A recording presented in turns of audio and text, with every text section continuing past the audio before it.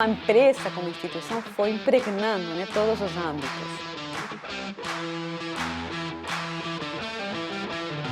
Então, continuando a partir do nosso esqueminha básico, né, que chegamos até agora, vamos aprofundar um pouquinho mais o que isso implica, né?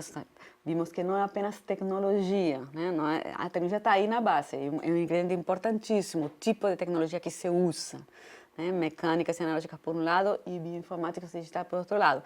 Mas a partir da observação das tecnologias, o que a gente vê é que se trata de outro projeto de mundo, né? Não é mais corrigir para normalizar, mas programar ou reprogramar para otimizar. E, portanto, são dois mundos muito diferentes, né? Dois projetos de mundo muito diferentes que a gente está transitando ainda, né? De um para o outro. Mas há uma crise visível desse universo, né? E um ímpeto desse daqui tentando substituí-lo, né? Pensa em toda a discussão sobre o neoliberalismo também, né, que está envolvida ali. Né? E nesse sentido, o mercado é um elemento importantíssimo também de toda essa configuração. Né? Já mencionei antes que somos interpelados para buscar a otimização, somos interpelados como consumidores. Né? Mesmo que a gente não esteja comprando ou vendendo produtos e serviços, que em geral estamos, né? Mas muitas vezes operamos como o mercado funciona. Por exemplo, nas redes sociais, né, quando a gente administra os contatos, né, muitas vezes é também a partir de lógicas de mercado que a gente faz isso. Né, custo-benefício, os contatos, o networking, né, administrado como se administra uma empresa. Então, a empresa como instituição, né, tem permeado os modos de vida, né, de uma forma que não estava presente no projeto moderno, né, quando o Estado era a mega instituição, né, que era representativa, né, do modo de funcionamento desse universo. Claro que o mercado existia, né, estamos falando de uma sociedade que era capitalista também, né, século XIX e XX, o mundo moderno, cultura ocidental ou então sociedades ocidentalizadas, o mercado também estava presente, e o mercado capitalista. Só que em sua versão, né, o modo de funcionamento capitalista. Só que havia limites, né? O mercado não havia áreas da vida em que o mercado não entrava, né? O mercado foi se inserindo, né? e incorporando seu modo de funcionamento em muitas áreas da vida que antes não funcionavam, né, do modo mercadológico. Então a empresa como instituição foi impregnando, né, todos os âmbitos, inclusive o próprio corpo e a subjetividade, né? A subjetividade também passou a funcionar, né, de acordo com esses valores, né, de mercado. E foi abandonando, né, os modos de funcionamento do Estado, do cidadão, né, da lei, da obrigação. A gente vai ver outros elementos, né, mais à frente, em outras aulas desta transformação, mas isso para ver que essas mega instituições, né, Estado e mercado, estão presentes nos dois projetos do mundo, mas o peso relativo de uma e outra é diferente. No projeto moderno, o Estado, né, se posiciona à frente do mercado e coloca limites ao mercado, né, dita as regras do jogo, né, os Estados nacionais, né, enquanto no mundo contemporâneo o mercado costuma ultrapassar, né, as prerrogativas do Estado.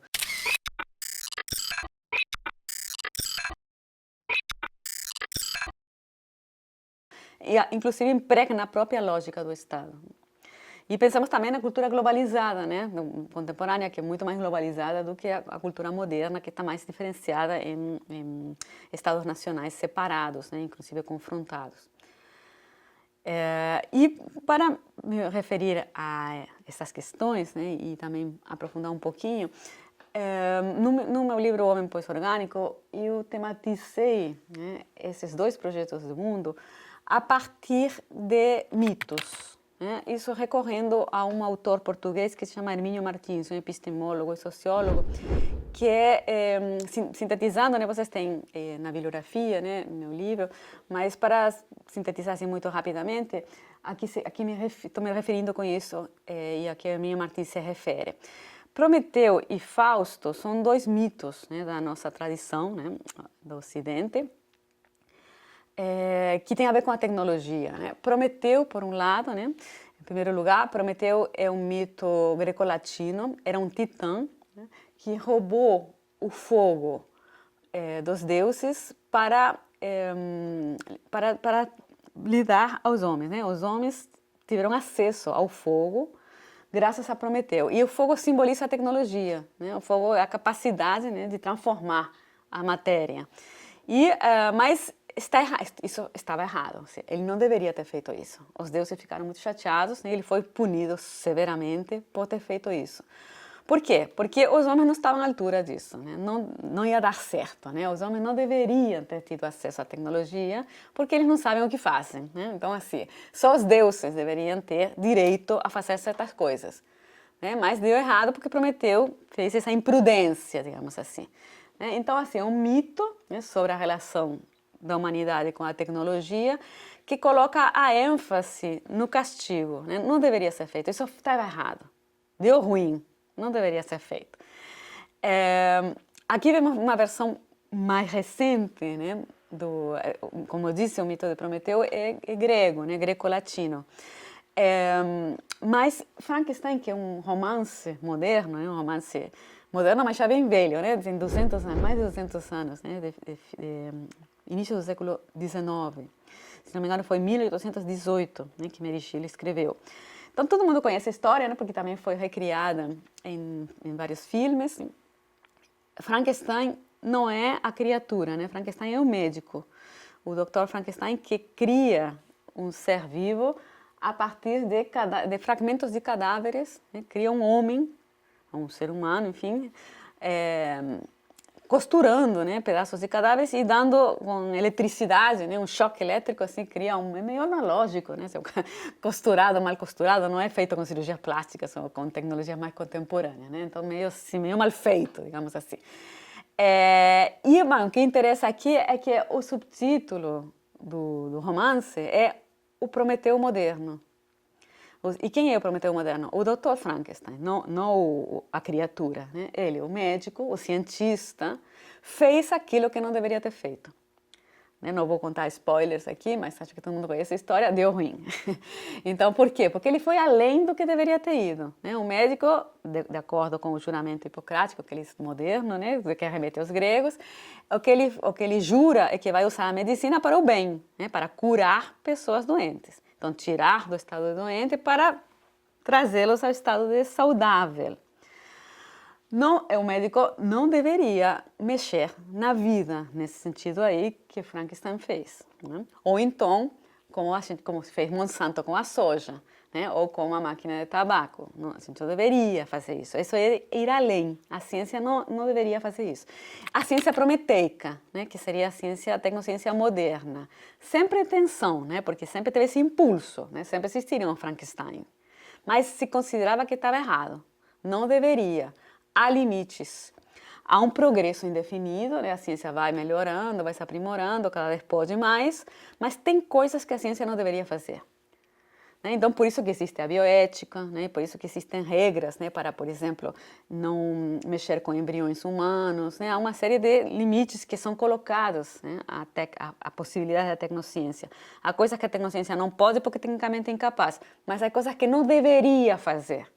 Né? Há essa questão do limite que os estados colocam, ou instâncias supraestatais, né? Para refrear aquilo que a tecnociência quer, né? Porque seu impulso vai além, né? Sempre tem aqueles que querem mais. Mas o mito de Prometeu simboliza esse limite. Não deveria. Mesmo podendo, não deveria. E bom, mas aí tem o Fausto, né? O Fausto é outro mito ocidental, mais recente, né? A origem é difusa, né? Mas se considera que é um mito medieval europeu. Não é um titã, Fausto é um homem, um ser humano. Doutor Fausto também, né? Muitas vezes é considerado um médico, né? um homem de letras, um doutor. E o que ele faz? A história foi narrada de diferentes formas. É uma lenda popular, originalmente medieval, mas foi contada, né? O mais famoso provavelmente seja o Fausto de Goethe. Mas o que o Fausto faz? Fausto quer ir além das suas possibilidades, né? Quer conseguir fazer coisas que ele não pode, que são humanamente impossíveis. E para isso o que ele faz? Ele faz um pacto com o diabo. Né? E vocês veem que o momento do pacto é fundamental. né? Ele assina um pacto, diz assim, ok, vamos fazer. E claro que fazer um pacto com o diabo pode dar ruim, né? Assim, não é o mais aconselhável, mas ele faz, porque ele é ambicioso e ele quer, ele diz, vamos lá. Dá ruim também, provavelmente, mas assim, não é, a ênfase do mito não está no final, como está no mito do Prometeu, que está no castigo, né? E não deveria ter feito. No caso do Fausto, a ênfase está no pacto, ele faz mesmo assim. Mesmo quando não seria legal, né? Em todos os sentidos, né? Não é legalidade, nem é bacana, né? Mesmo assim ele faz, e ele vai além. Mesmo que não esteja tudo comprovado que não vai dar certo, né? Assim, ele se arrisca, e arrisca com ele tudo, né? A humanidade, o planeta, etc. É por isso que esse sociólogo português, Emílio Martins, que eu retomo no meu livro Homem Pós-Orgânico, diz que a tecnociência moderna tem um solo prometeico, né? O mito, né, que iluminou a ciência moderna é prometeico, porque há limites, deveria haver limites, que são extracientíficos, religião, ética, artes, espiritualidade, etc. E a coisa que a ciência não pode e não deveria poder. Então, eu não devo, poderíamos colocar aí como um lema, né, que limita as possibilidades da tecnociência, porque não é justo, é perigoso, não deveria ser feito, não é competência dos cientistas. Então, há limites que mesmo que a ciência não dê, a gente deveria dar. Né? Pense no Estado, né, na lei, na obrigação. Já a tecnociência contemporânea seria cada vez mais fáustica, no sentido de que eu quero, em vez de eu não devo. Mesmo que eu não deva, eu quero. Então, aí vamos fazer. Aí, então, a tecnociência contemporânea faz, né, é mais ousada, além de que pode, tecnicamente, muito mais do que a tecnociência moderna, eticamente é muito mais frouxa. Né? Também muita da tecnociência que se faz hoje em dia é feita por empresas, né? Não apenas por instituições públicas, né? Mas muitas feitas por empresas com objetivos, portanto, econômicos, né? Otimização e tal. Ou então por cientistas isolados que buscam notoriedade, né? E sucesso. Então, mesmo que seja meio ilegal o que se está fazendo, se eu sou o primeiro a poder fazer, né, ressuscitar, por exemplo, né, uma espécie que se extinguiu, é um grande, né, será um grande marco da tecnociência que vai dar fama, dinheiro, etc., né, tanto aos cientistas envolvidos como à instituição que consegue fazê-lo. Então há um impulso fáustico ali que foi se libertando, né, e ganhando cada vez mais espaço e vencendo ao velho Prometeu, né, que era mais prudente, né, o que chamava para a prudência, né, o mito de Prometeu. Então a gente viu até um exemplo no campo das artes, né, essa coelha era ilegal fazer isso, né, e também provavelmente imoral, no sentido de que ninguém pediu permissão para a coelha para fazerem isso com ela, né. Então assim, há problemas éticos sérios, mas há também muita vontade de fazer.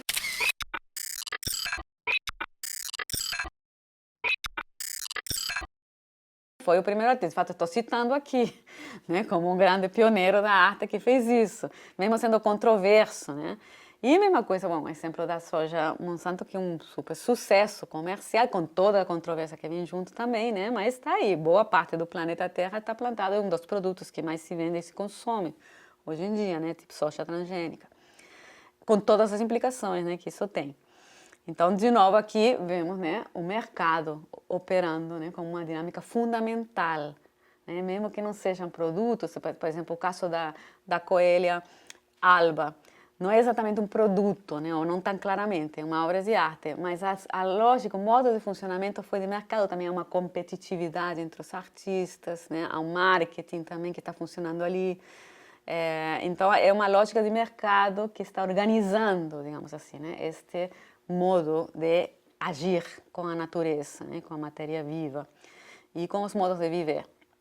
É por isso que estaríamos passando então de uma ênfase prometeica para uma ênfase fáustica. E essa ênfase fáustica tem tudo a ver com o mercado. Né? Assina um trato, né? Assina com o diabo, né? E tudo isso é bem metafórico, né? Com relação ao mercado. Pensemos na ecologia, né? Então, assim, vamos fazer mesmo que não esteja provado que não vai ter efeitos colaterais, né? A gente faz, depois a gente vê. né? E aí as consequências podem ser terríveis, né? Mas não dá também para testar muito, né? Porque a gente quer fazer logo. Então aí testa, todos esses produtos passam, muitos deles, né? Tem que passar por, tipo as vacinas, né? Passam pela Anvisa, né? Ou então nos Estados Unidos, para aquela agência reguladora, né? Tem que passar por uma série de testes, mas são muito rápidos, assim, não se fazem testes por anos e anos ou, enfim, décadas, porque há um interesse, né, de mercado e não compensa, então, para a empresa fazer esse investimento se não vai sair para o mercado. Então, há toda uma aceleração também dessa legislação e além de todos os problemas colaterais, né, que a gente, corrupção, etc. e tal. Então, é a lógica do eu quero e, portanto, eu vou fazer, mesmo que seja ilegal. E depois, talvez, a lei se adapta, né? Também tem isso. Então, aqui um resumo, né, do que a gente está vendo, esquemático, né, como vimos nos outros casos, evidentemente é simplificador, né, a realidade é muito mais complexa, mas é um mapa, né, do que a gente está tentando entender, dessa transformação do mundo moderno para o contemporâneo, com alguns elementos a mais, né, tem alguns que a gente ainda vai aprofundar, mas agora o que acrescentamos é isso, né, o mercado operando como uma mega instituição organizadora deste projeto do mundo e deixando, né, para trás cada vez mais a ingerência do Estado e, portanto, também o protagonismo dos cidadãos. Cada vez mais somos interpelados como consumidores, né, para operar neste mundo. E então o lema do você deve, tipo assim, a criancinha, você deve fazer primeiro os deveres, né, as tarefas, e depois vai no recreio. E o recreio é bem menor do que a hora da tarefa, né? Então, é uma compensação só se você fez a coisa certa. Se não fez, vai ficar de castigo. Então, essa lógica ali, e a culpa, enfim, todos esses elementos que vêm junto com essa subjetividade moderna, pensando na psicanálise, na repressão, né? Tudo isso que vem da subjetividade moderna, do modo de ser moderno e de viver, né? E que foi se deconstruindo, né? A partir dos anos 60 e 70, sobretudo, né? Vem de mais longe com a arte, com a filosofia, movimentos sociopolíticos, mas os anos 60 e 70 marcam, né, uma transformação provavelmente mais clara, né, entre esse universo moderno e o universo contemporâneo, e uma aceleração na passagem do século XX para o XXI, já compatibilizados, né, cada vez mais compatibilizados com as tecnologias digitais de comunicação e informação, que não causaram, né, a transformação. Muitas delas são consequência, inclusive, né, das transformações no modo de vida, então se inventaram esses dispositivos para poder viver dessa outra modo, e ao mesmo tempo reforçaram, né, essas transformações. Então é um processo histórico bem complexo, muitíssimo mais complexo do que indicam esses esqueminhas, né, que eu mostro, mas que os esqueminhas nos ajudam a mapear, né, essa transformação, alguns elementos dessa transformação, como fios, né, que a gente vai extraindo dessa trama tão complexa que é a transformação histórica da sociedade moderna para a contemporânea. Então acho que por enquanto ficamos por aqui e a gente continua no próximo.